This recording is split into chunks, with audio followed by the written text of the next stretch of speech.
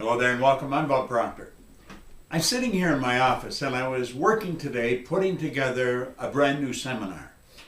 And I got working on one aspect of it and I thought, this is so good.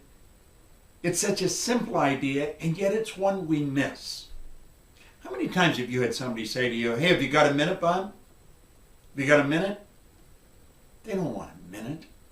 I want you to think about that. I read a poem one time. It said, I have only just a minute, only 60 seconds in it. It was forced upon me. I can't refuse it. I didn't seek it and I didn't choose it, but it's up to me to use it. I must suffer if I lose it, give account if I abuse it. It's only a tiny little minute, but eternity is in it. Well, at any rate, I thought I'm going to put this on a video and I'm just going to share it with everybody. Just this one little part out of the seminar I'm making. I want you to look at this sand timer and I want you to think about your life. The sand in the top of the glass represents the future. The sand in the bottom of the glass represents the past. Now, do you know, we know what's in the past and yet we can't do anything about it. Do you know what the trick is? You don't know how much sand's in the top of the glass. You may think you have a lot. You might only have a little. Then again, you may think you have a little and you might have a lot. When I was a little boy, I was raised by my grandmother. And I don't know, when I was a little gaffer, she was probably 60, but as long as I could remember, Grandma would say, I'll soon be gone, dear, I'll soon be gone.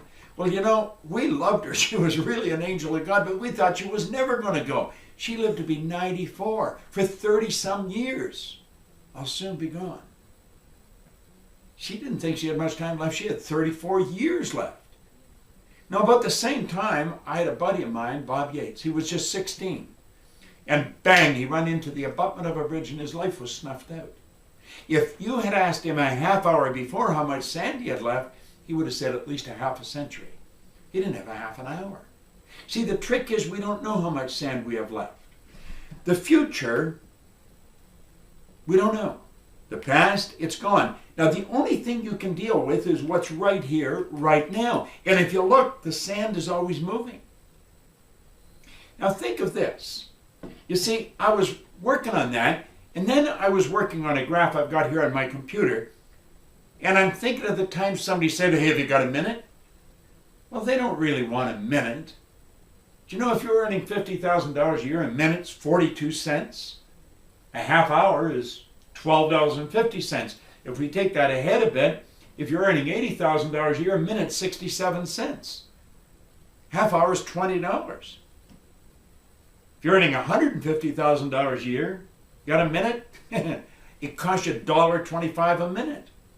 A half hour is $37.50. So do you see, if somebody said, you want to stop for a cup of coffee?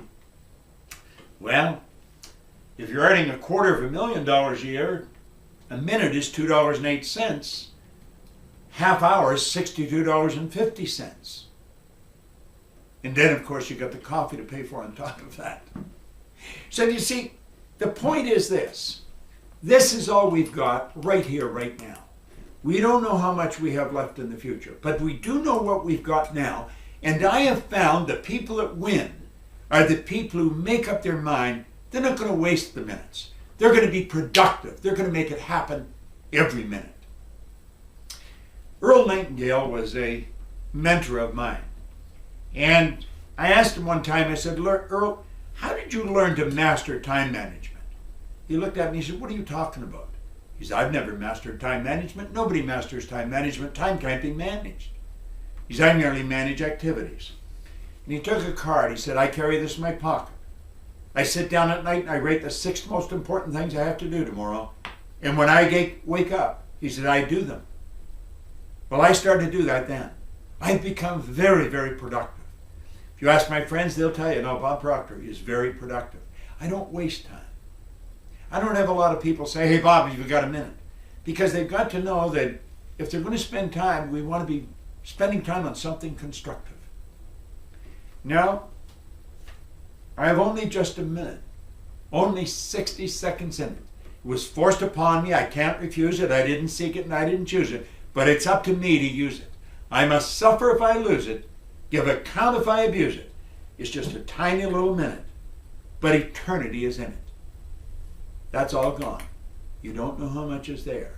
That's all you got to deal with, is right here, right now. I want to make sure that you're sure of what you're doing with your time. Don't waste your time. Everybody gets the same amount. So it's what we do with it that makes the difference.